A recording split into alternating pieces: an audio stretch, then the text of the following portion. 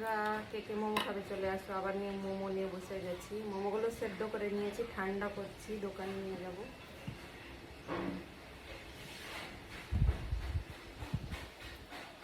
নাহলে ভেঙে যাবে। গরম গরম থাকলে ডাব্বায় ভরে নিয়ে যাই তো কৌটোতে।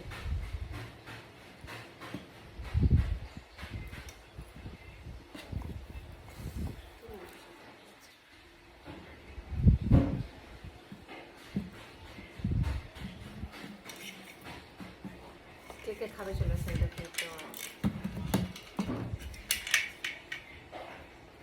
গরম গরম।